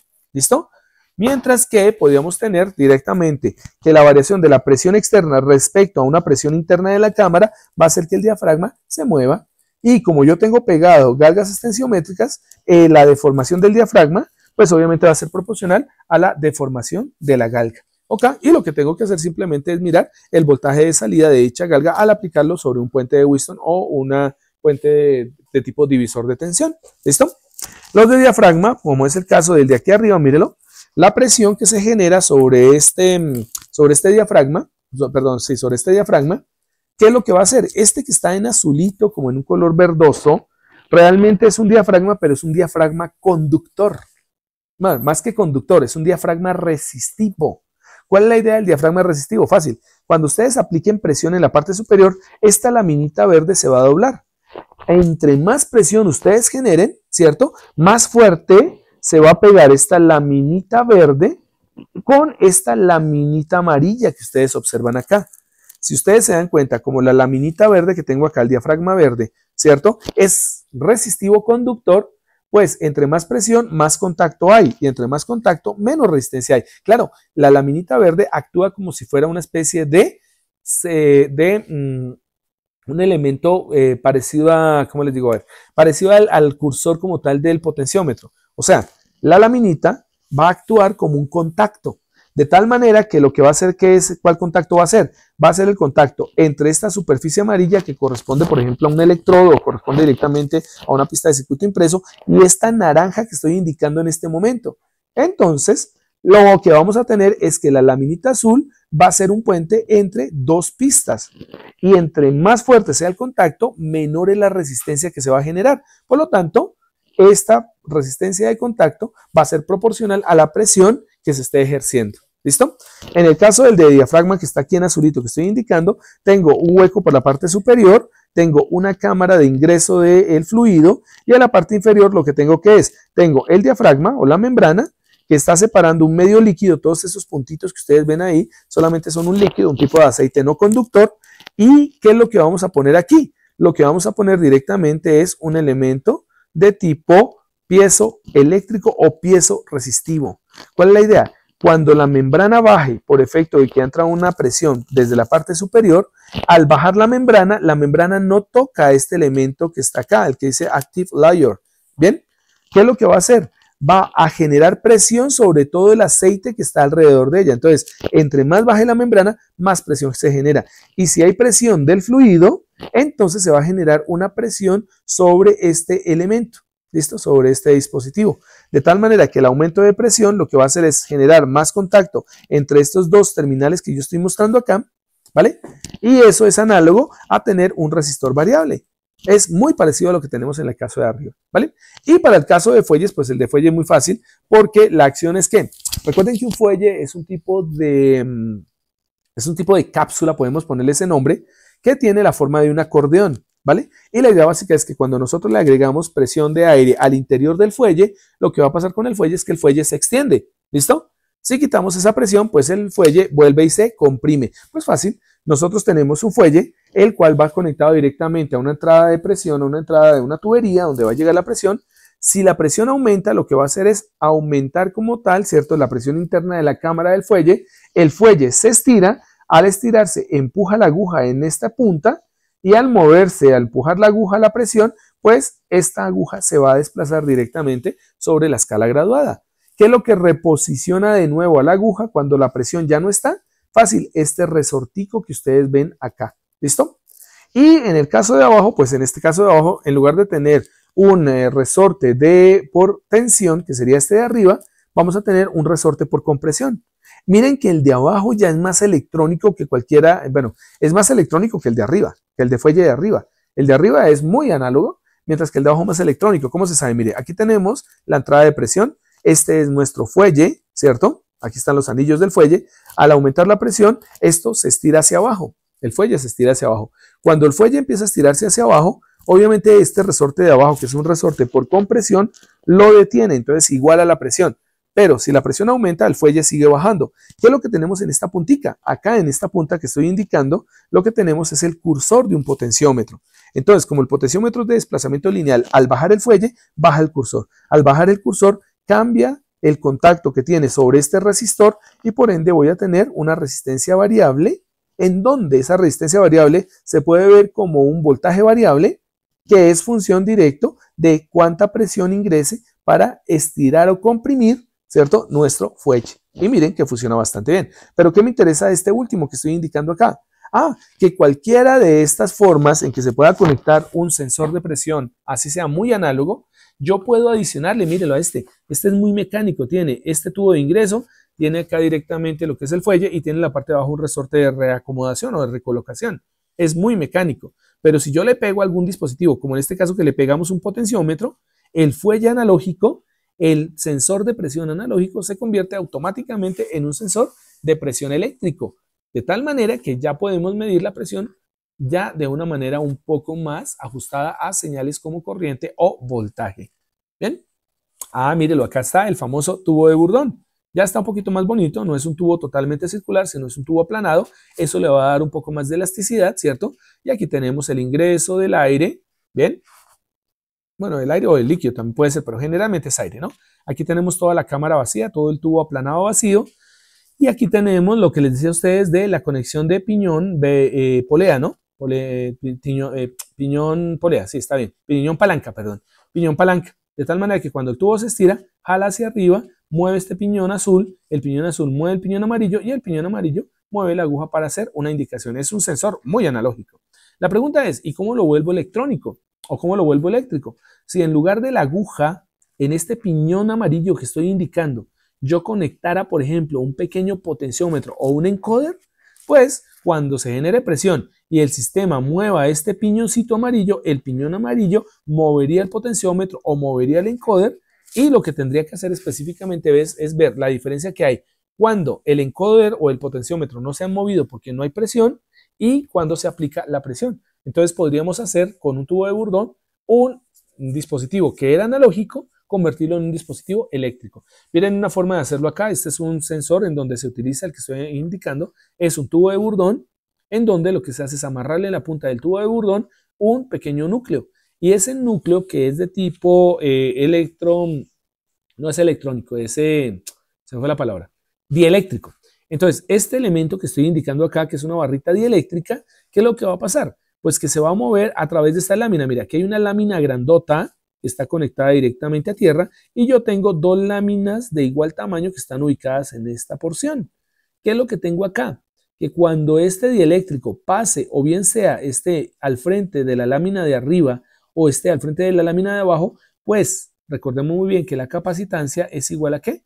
A la constante dieléctrica epsilon multiplicada por la longitud dividida entre el área de separación, multiplicada por el área dividida entre la distancia de separación de placas. Entonces, teniendo en cuenta eso, pues cuando este dieléctrico se mueva, va a cambiar la capacitancia que hay entre el capacitor que se forma aquí arriba y el capacitor que se forma aquí abajo. Y por ende, si yo tomo esos dos capacitores, los dos contactos del capacitor, y los conecto directamente a dos resistencias, tratando de formar algo muy parecido a un puente. Miren que tengo un puente, entre comillas, parecería de Wheatstone, solo que no es de Wheatstone. ¿Por qué? Porque mientras en las dos ramas superiores del puente tengo resistores, en las dos ramas inferiores tengo capacitores. Entonces, este tipo de configuración parecido al puente de Wheatstone se denomina puente de Sauty, S-A-U-T-Y, el puente de Sauty, que es una variante del puente de Wheatstone, en donde las ramas inferiores o las ramas superiores, depende, son específicamente capacitores, y esta configuración se conoce como capacitor diferencial. Una de las cosas también que diferencia al puente de Wheatstone del puente de Sauty es específicamente que nosotros conectamos a un puente de Sauty no en DC, sino se conecta con una señal AC estabilizada, lo más limpia que se pueda. ¿Listo? La idea básica, ¿cuál es? Es que los capacitores no funcionan en DC. Por eso es que obligatoriamente se tiene que poner una señal AC. Aquí ya nos dirigimos a algo importante, y es decir, es que una de las formas de acondicionamiento de señal que se usa cuando tengo puentes que en parte son resistivos y en parte son capacitivos, es que el puente se alimenta de AC y por eso se llama puente AC. Y eso lo vamos a ver más adelante, que existe la diferencia entre los puentes DC y los puentes AC, ¿no? Bueno, en la parte derecha lo que tenemos directamente es una configuración de otro tipo de sensor, es muy parecido al que vimos en la página anterior, en donde el resorte es esta parte que está aquí, está cortado en la sección, y tengo en la parte de arriba un potenciómetro, ¿listo? Y la idea básica es que cuando se inyecta presión, lo que va a pasar es que este resorte que tenemos acá, que realmente es un tubo de Bourdon, lo que va a pasar simplemente es que se va a empezar a estirar. Al estirarse, hace mayor presión en esta sola negra que ustedes ven ahí, y ese elemento que hay ahí es un potenciómetro, en donde vamos a tener un desplazamiento, va a haber un cambio de resistencia, y el cambio de resistencia es proporcional a la entrada de presión. ¿Listo? Aquí en la parte de abajo tenemos uno que es un sensor en donde se utiliza un muelle, ¿bien? Se aplica la presión, se desplaza el muelle, ¿bien? Y lo que vamos a tener es que el muelle mueve este núcleo ferromagnético. ¿Qué tenemos en la parte superior e inferior, o lo que estoy indicando acá? Fácil, esto es un LVDT. ¿Listo? Por lo tanto, el hecho de que la presión mueva directamente a este pistoncito metálico o ferromagnético, pues lo que va a hacer es que cambie como tal, ¿cierto?, la inductancia mutua de las bobinas, y por ende yo tenga que la diferencia en los valores de voltaje de cada uno de estos dos inductores secundarios va a ser proporcional a la presión de entrada. ¿Listo? Y aquí tenemos cómo podemos hacer algo muy parecido a un sensor utilizando reluctancia. Entonces, ¿qué tenemos? Esto que es el núcleo NE, las bobinas L1 y L2, en donde va a pasar una corriente, y lo que vamos a poner aquí, ¿qué es? Vamos a poner una pequeña lámina metálica, la vamos a amarrar a un tubo de Bourdon, solo que este tubo de Bourdon tiene algo característico. No se enrolla, no se dobla en forma de una C, ¿cierto? No se hace un arco, sino lo que hace es torcerlo. Entonces, se tuerce el tubo. Cuando se aplica una presión, el tubo trata de enderezarse, o sea, de destorcerse, y eso mueve esta lámina, y esta lámina va a pasar por enfrente de este juego de inductores L1 y L2 que están sobre ese núcleo N. Recuerden muy bien, si esta laminilla se ubica exactamente al frente, entonces la reluctancia se suma y por ende tendremos la mayor cantidad de líneas de campo cruzando aquí y por lo tanto yo puedo determinar que ahí es donde tengo cierto nivel de presión. Si la presión disminuye o aumenta, entonces esta lámina se mueve, la reluctancia crece y eso se va a dar en función a que vamos a tener menor resistencia y la menor resistencia indica menor torcimiento del tubo, por lo tanto probablemente menor presión. ¿Listo? Aquí tenemos lo que son los dispositivos de galga. Ah, mira, aquí hay una galga pegada, una galga en sticker. ¿Sí lo ven? Aquí se alcanza a notar directamente en donde tengo el sensor. Este es de tipo diafragma. Sí, es de tipo diafragma. Y sobre el diafragma, que es este que estoy indicando acá, se pega la galga extensiométrica. Realmente hay dos galgas extensiométricas a 90 grados. ¿Ok? Aquí podemos ver un esquemático donde está el aire ingresando. La cámara, tenemos el diafragma y lo que hacemos es poner una galga, una sola galga, y esta galga debe conectarse después a un puente de Wheatstone que está conectado directamente a una fuente de voltaje en DC y lo que hacemos es mirar el voltaje de salida, el voltaje diferencial de galga, ¿no? Esta es una forma interesante de poder tener un medidor de presión diferencial, en donde lo que se hace que es, esta es la cámara que recibe la presión. Aquí tengo dos galgas extensiométricas, solo que uno la pongo en todo el centro del diafragma, mientras que la otra la pongo en un extremo del diafragma. ¿Qué logramos con eso? Que cuando se inyecte presión a la cámara, al doblarse el diafragma, la la galga extensiométrica que está ubicada en la mitad del diafragma se va a empezar a estirar. ¿Y por qué se estira? Porque aquí hay mayor deformación en el en el centro de nuestro diafragma. Por lo tanto, al combarse, al tratar de doblarse directamente este diafragma, estira a la galga que se encuentra en el centro. Pero a su vez, cuando esto se estira, cuando esto se mueve hacia arriba, la galga que está ubicada en todo el borde se va a comprimir. Y lo que debo hacer simplemente es hacer una resta entre la galga que se está extendiendo, bueno, el valor de referencia o el valor como tal que nos entrega en voltaje, la galga que se está estirando, menos la galga que se está comprimiendo. Y de esa manera tengo un sensor diferencial utilizando dos galgas directamente sobre la misma cámara. Y el que tenemos acá, este sí ya es un poco más electrónico, porque lo que hace directamente es un sensor de presión diferencial en donde tenemos montado un diafragma que tiene la capacidad de doblarse, solo que lo que se le va a ubicar encima son piezoresistores diferentes a galgas. La idea básica es que se conectan los piezoresistores, que son rígidos, que son cristales, y en este caso, cuando se aplique dos entradas de aire, una donde está una presión total de medida o de referencia versus una presión estática, bien, nosotros vamos a tener que se doblan estas galgas y vamos a tener un cambio en la resistencia de estas dos laminitas. O sea, es muy parecido a lo que teníamos con las galgas extensiométricas, ¿no? Existen unos sensores que se conocen como los sensores de tipo flex, en donde los FlexiForce y los FSR, bien, Force, a ver si me acuerdo qué significa FSR, Force Sensitive Resistance, creo que significa eso. No recuerdo en este momento qué es la S. Entonces, los FlexiForce y los FSR son sensores de tipo piezoresistivos. Bien, ¿qué es lo que utilizan? Ellos no cambian su resistencia eléctrica ante una deformación, o sea, ellos no utilizan galgas. Lo que utilizan directamente es ¿qué? Es el contacto entre dos láminas conductoras a través de un elemento que es resistivo. Sin embargo, ¿qué es lo que tiene de raro este tipo de sensores? Fácil, que cuando las láminas, que las vamos a ver acá, que son estas dos láminas de plata, mírela, aquí tengo primer contacto de plata en la parte de abajo y aquí en la parte de arriba tengo otra lámina de plata. ¿Listo? Esos son los dos contactos externos. Se va a poner aquí en la mitad una tinta, que entre comillas sí es una tinta, solo que está solidificada, sensible a la presión.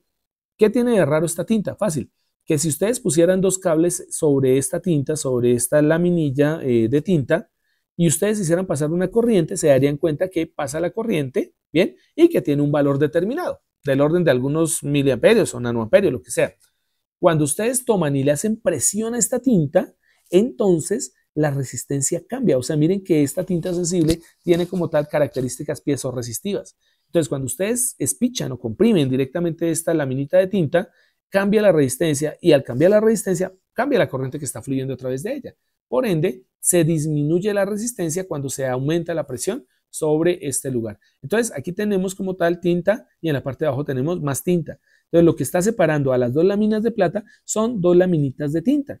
Aquí tenemos una especie de adhesivos que lo que hacen es no permitir que se unan ninguno de los dos bloques de tinta. Estos dos círculos de tinta no se van a unir. Entonces, por lo tanto, Mientras ustedes no apliquen presión por fuera, como las dos láminas no se van a unir y no se van a unir a las tiras de plata, la resistencia es infinita. ¿Listo? O sea, nosotros vamos a tener que la resistencia es extremadamente grande. No es sino que ustedes apliquen presión en alguno de los dos extremos. La tinta, el disco de tinta que está arriba, se empieza a unir con el disco de tinta de abajo y empieza a haber una conducción entre las dos láminas de plata.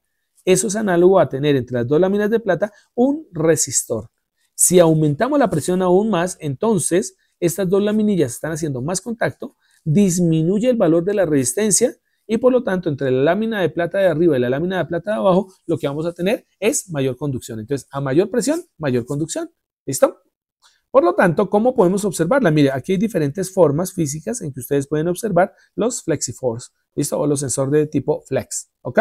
En la parte superior observen que tiene como la misma forma de una galga extensiométrica, pero realmente todo esto que ustedes alcanzan a observar acá es simplemente las dos laminillas, ¿no? Los dos elementos como tal de plata, ¿no? Tengo este que es flexible, este es por presión, estos que están acá, este cuadrado, estos redondos, necesitan que se genere una presión en una de las caras del sensor para que empiece a haber una variación resistiva. Y el que vemos acá, este larguirucho que estoy indicando en este momento, no es que necesite presión, lo que necesita es que esta lámina se doble. Si la lámina se dobla, entonces empieza a disminuirse la resistencia por efecto del contacto de las dos tintas de presión, ¿listo? Con las dos tintas conductivas. Entonces, teniendo en cuenta esto, este sí es un FlexiForce porque mide la fuerza de flexión, mientras que los otros sí son más medidores de fuerza directa. ¿Bien? ¿Cómo se conecta un tipo de sensor de estos? Se conecta directamente a un amplificador configurado de la siguiente forma. Ahora bien, ¿quién de ustedes puede decirme qué tipo de configuración tenemos acá? ¿Qué tipo de amplificador o de circuito tenemos nosotros acá con este amplificador operacional? A ver, alguien que se le mida. ¿Qué diría María Alejandra?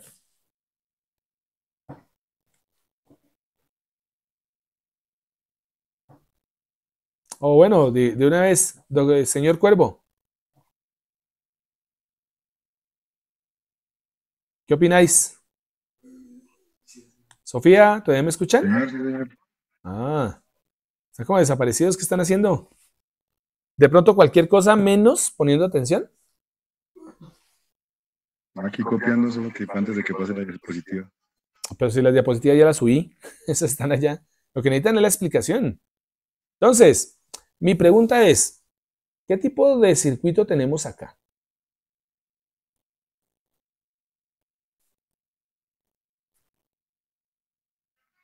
Inversor.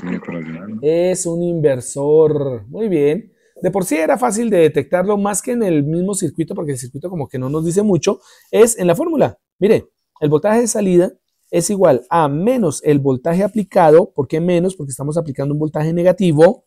¿Por qué creen ustedes que aplicamos un voltaje negativo? Fácil, porque como es un inversor, necesito que el voltaje de salida salga positivo. Si yo hubiese aplicado un voltaje positivo acá, como este es un inversor, entonces a la salida debería haber salido un voltaje negativo si este operacional se polariza con fuente dual. ¿Listo? O me hubiese dado un valor de voltaje muy pequeño. Entonces, aplico un voltaje de entrada de menos un voltio, o sea, un voltaje de entrada negativo, para que cuando pase por el inversor, pues menos por menos nos da más y por lo tanto la señal de salida se vuelva positiva. Trucazo, ¿cierto? Utilizar voltajes negativos de entrada. Entonces, el voltaje de salida va a ser igual al voltaje de entrada negativo, ¿cierto? Multiplicado por RF sobre RS, donde RF es la resistencia de realimentación, que técnicamente es un trimmer, ¿bien? Y RS, ¿quién es? Es la resistencia variable de nuestro FlexiForce o de nuestro FSR. ¿Sí lo ven? Entonces, esto como actúa como una resistencia, es como si fuera la resistencia de entrada, esta es la resistencia de salida, y en el circuito, visualmente, aunque esto no tiene forma de resistencia, pero visualmente podemos llegar a interpretar que eso es un amplificador inversor. Con un amplificador inversor podemos tener un medidor para los tipo flex. Este ya es un sensor de torque.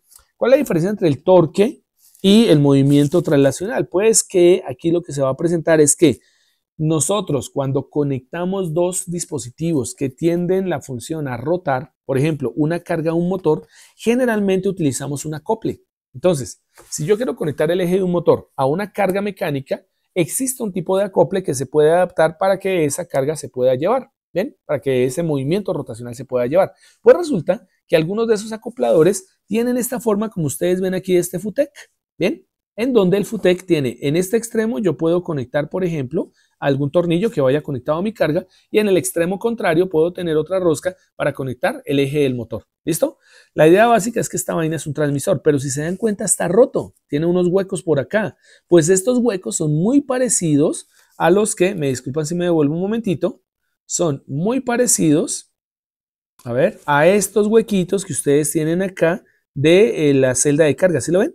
Solo que en lugar de estar a nivel horizontal, bueno, podemos decir horizontal o perpendicular a la longitud como tal de nuestro transductor metálico, ellos están, ¿cierto?, de forma rotacional. Entonces, ¿qué es lo que tengo acá? Pues técnicamente este sensor de torque es nada más ni nada menos que una celda de carga. Es una celda de carga pero que rota. Bien, entonces a nuestra celda de carga lo que debemos hacer simplemente es lo que ustedes observan aquí. ¿Qué creen que es esto? Galgas. Simplemente le colocamos galgas, ¿bien? Y esas galgas las colocamos a un puente de Wheatstone y cuando este sistema empieza a rotar se va a generar aquí como tal, ¿cierto?, una deformación en esta zona, en toda esta región. La deformación de este acople metálico va a generar una micro deformación sobre las galgas y yo tengo una medición de fuerza que se vuelve rotacional por el hecho de que los elementos que se conectan a principio y fin de este adaptador pues obviamente son elementos rotacionales, ¿no? ¿Dónde irían acoplados? Miren, irían en este punto, por ejemplo, entre este actuador y aquí iría el sensor de torque, se conectaría aquí a través de algún tipo de acople especial y aquí vendría nuestro sensor de torque en este punto. Aquí se ven las galgas tensiométricas y esta sería nuestra carga, ¿no? Entonces, medir torque o medir par de torsión, ¿cierto? Se puede conocer por métodos indirectos, que es el método de la celda, ¿bien?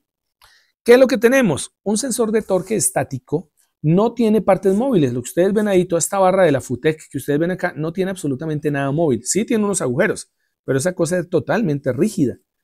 Tiene un eje que sirve para acoplar el sensor del actuador, aquí está el hueco del actuador, o sistema a medir. Y se usa un arreglo de galgas extensiométricas montadas sobre el eje del sensor, o sea, aquí están las galguitas extensiométricas, ¿listo? 2 que trabajan en tensión y 2 que trabajan en compresión. Ahí tengo 4. Y al tener 4, ¿qué tengo? Puente de Wheatstone, ¿bien?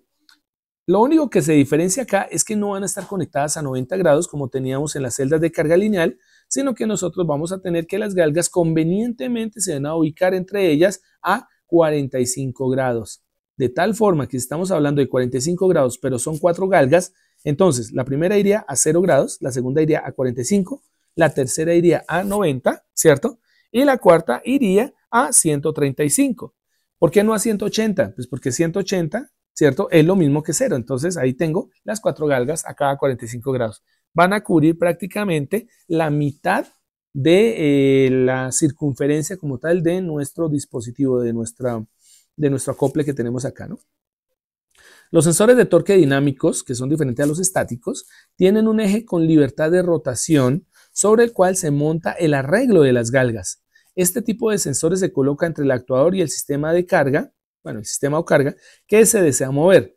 Se usan acoples de tipo flexible, tanto entre el sensor y el actuador como entre el sensor y la carga. ¿Qué se diferencia? Pues se parecen a estos acoples, solo que no son totalmente rígidos, sino que normalmente vienen a ser un poco más flexibles, más parecidos a una goma, ¿listo? De tal manera que en ese tipo, nosotros lo que vamos a tener que es que la galga no se va a deformar directamente, porque se deforme todo el cuerpo, o bueno, parte del cuerpo como tal del acople, sino porque realmente se va a estirar el elemento, o sea, todo como tal, cualquier cara, cualquier parte del acople en goma, se va a empezar a estirar y ese estiramiento se va a trasladar directamente a un arreglo de galgas, ¿bien?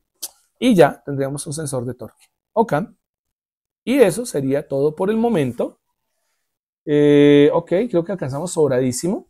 La idea básica, ¿cuál es? La idea básica es que, bueno, ya les subí la presentación, ahora lo que hace falta es subir los videos que quiero que vean, porque pues ahí hay una explicación del funcionamiento del tubo de Bourdon. Y en el otro caso, cómo se calcula con una celda de carga, cómo se hacen los cálculos con una celda de carga para hacer una pequeña báscula. ¿Estamos? ¿Qué seguiría? ¿Qué estaría pendiente entonces ahora? Pues ya entraríamos a ver la sesión 6, en donde la sesión 6 la vamos a ver el próximo martes. Bueno, tenemos que mirar porque no me acuerdo, creo que el martes tenemos laboratorio. Sí, tenemos el laboratorio número 3. Voy a verificar porque no me acuerdo. Y entraríamos a ver sensores de luz y otras variables diferentes. De tal manera que ya viendo la parte de sensores de luz, lo que es el LDR, lo que es el fotodiodo, lo que es el fototransistor, el PIR, polarímetro, el equipo de rayos X, hablaremos un poco de eso, del equipo de rayos X, y nos saltaremos a algunos dispositivos de orden médico, como son las máquinas ultrasónicas o de ultrasonidos, diferentes aplicaciones que podemos encontrar, aplicaciones biomédicas, ¿bien? Y podremos observar muchas aplicaciones de contactos de elementos resistivos, de luz, utilizando luz, de presión. Miren, aquí apareció otra vez el sensor de presión diferencial, ¿bien? Y la idea es ver ese tipo de aplicaciones para de ahí salir directamente, ya prácticamente terminaríamos de una manera muy general los sensores y entraríamos a ver directamente lo que es esto que llamamos el acondicionamiento de señal. Y volveríamos a ver lo que sería, volver a ver lo que serían algo de los amplificadores y visores de tensión, pero específicamente lo que ya habíamos trabajado por allá en medidas eléctricas, que son los famosos puentes de medida, ¿no? Pues aquí están varios de esos puentes para que vean que no solo existe el de Whiston y el de Sauti, sino existen otros. Y entraríamos a ver de las configuraciones del amplificador operacional, cuáles son las más utilizadas. ¿Listo? Si se dan cuenta, este es largo, este sí es una presentación bastante larga, porque aquí tendremos que ver algo de el acondicionamiento de señal utilizando circuitos analógicos y algunos digitales, pero realmente ya casi la mayoría es de lo que está al menos en esta presentación es de tipo o de orden analógico. Bien, no sé si tengan algún tipo de pregunta, cuestionamiento, inquietud, algo raro que se esté presentando. Vamos a quitar aquí la presentación para que se quite este efecto feo de túnel. Y pues como estoy grabando acá, vamos a mirar a ver qué aparece por aquí en mensajes. Este es el mensaje, no, pero esto es el mensaje normal de, me está diciendo que se está grabando la información que estamos hablando, ¿cierto? Pero hagamos una pasadita por aquí súper rápida y miremos algo. Entonces, ¿quiénes están aparte de Eduardo Caro? Aquí están Andrés David, Carlos Andrés, Carlos Cujabán, Carlos Daniel, Duber Santiago, Gabriel Sabino, que no me contestó ahorita, quién sabe qué está haciendo, Juan Camilo, Juan Diego, Juan Pablo, qué regueros de Juanes, Juan Sebastián 1, Juan Sebastián 2, María Alejandra, Neider, Sebastián David y Sofía Ramírez. Muy bien por ustedes. ¿Quiénes no están? Ahí están. Brian Alejandro, quedó en video. Carlos Hernán Cujabán sí está pero entró por otro correo. Chacón, no anda por ahí. Gerson, no anda. Juan David Gutiérrez, no anda. Juan José Santoyo, no anda. Herrera, no anda. Néstor Camilo Forero, tan raro ese estaba ahorita, ¿no? Él estaba ahorita. Camilo Forero se escapó. Barajas, no está. Cabezas, no está. Y Cerón, que eso sí está raro porque ya se me olvidó la cara del señor Roberto Carlos. Como no va, pues entonces entre comillas, creo que no va a volver. Bueno, vaya uno a saber, ¿ok? Entonces bien, esto lo pasé así para que se viera, no solo ustedes lo vieran, sino también lo viera, bueno, por si creo que ustedes no lo están viendo, pero va a quedar en el video, o sea, llame a lista, indirectamente, ¿ok? Listo. Como no hay más preguntas y terminamos a ras, prácticamente estamos bien de tiempo, entonces los invito a que se pasen mañana por la plataforma, empiecen a mirar, a explorar un poquito lo que sería el último laboratorio, la última guía de laboratorio, porque ya no nos quedan más, y empiecen a reflexionar de qué nos espera de aquí hacia la semana 16. Estamos en la 11, quiere decir que nos faltan 5 semanitas para terminar, para que se vayan, para que el feliz Navidad, para que todo el mundo disfrute, se ría, comparta, etc., etc.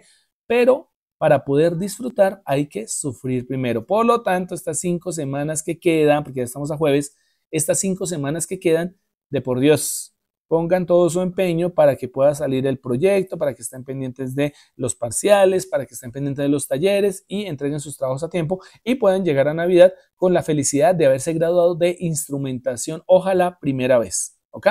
Muchos de los que no vinieron creo que están haciendo maestría en instrumentación, entonces yo creo que para ellos la felicidad va a ser el doble, ¿ok? Entonces, no siendo más por el momento, señores, señoritas, sí están las señoritas, señores y señoritas, cuéntamelo todo, Sofía. Lo que pasa es que su merced nos había dicho que nos subía las notas que lleváramos hasta el momento.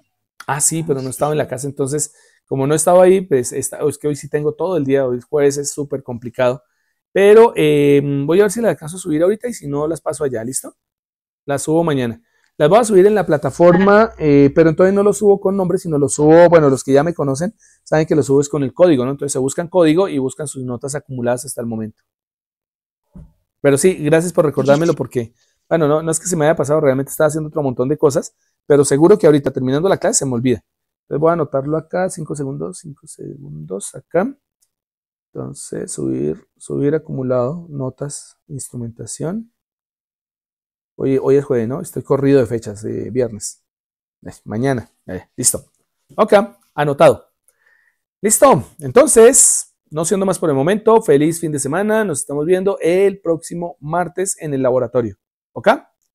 Felicidad, amor y paz para todo el mundo. Juiciosos.